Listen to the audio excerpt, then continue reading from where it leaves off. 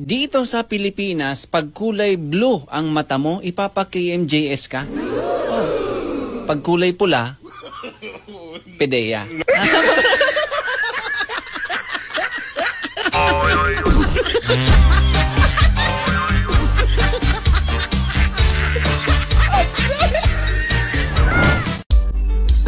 Alam mo kung ano yung masakit? Yung hirap na hirap ka nang makahanap ng jowa, tapos malalaman mo, yung iba, may kabit pa.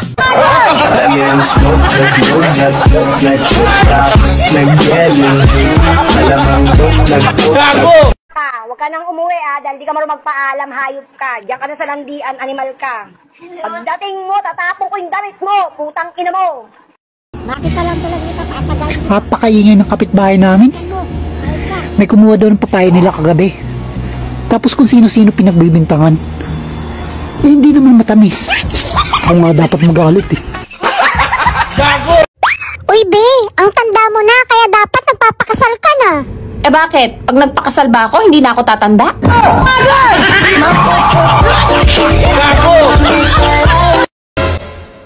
Ala, ang dami mo namang inggit sa katawan. Mamigay ka naman, para mabawasan.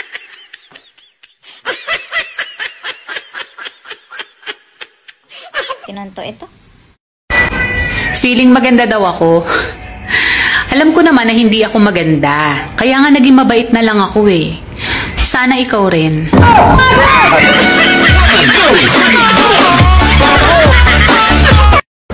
Yung tuwang-tuwa ka dahil online siya. Ano? Pinansin ka ba?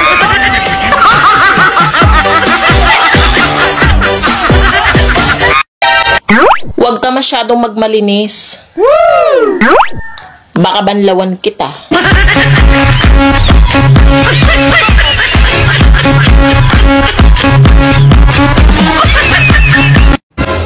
Alam mo, kaya siguro tayo pinalaya. Kasi mukha tayong kalapati.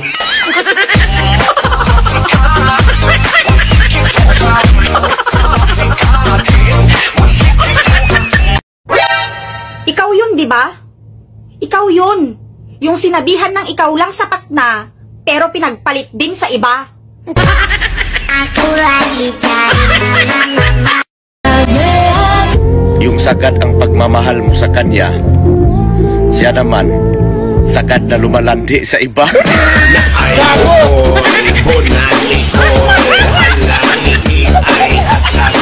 Si Snow White kumain lang ng apple, nag-love life na. Ikaw kumain na ng orange, ng atis, ng chico, pati grapes, wala pa din. Fruit salad, tinry mo na, wala pa. Tinunto ito. Uy, be, alam mo ba kanina nung umalis ka, pinag-uusapan kanila? Pinag-chichismisan ka? Sabihin mo, mag-review sila. Magpapaquiz ako tungkol sa buhay ko.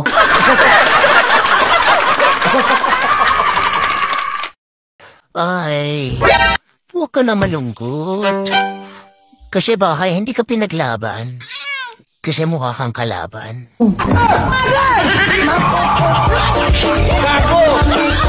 Akala ko bigas na magiging 20. Pansit Canton pala.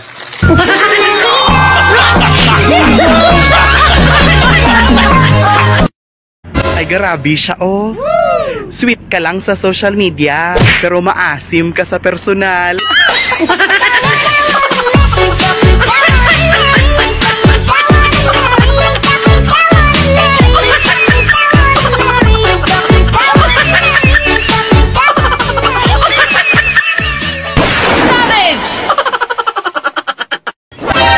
Ate, paano kung ikulong lahat ng gwapo?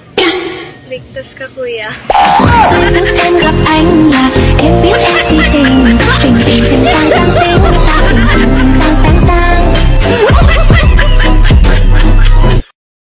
Dalawang dahilan kung bakit hindi ako inggit sa'yo. Una, wala ka na meron ako. Pangalawa, hindi ko gusto kung anong meron ka.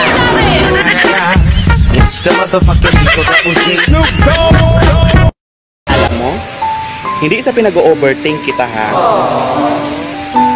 Pero, kaya siguro hindi ka pinaglaban. Kasi mukha kang kalaban.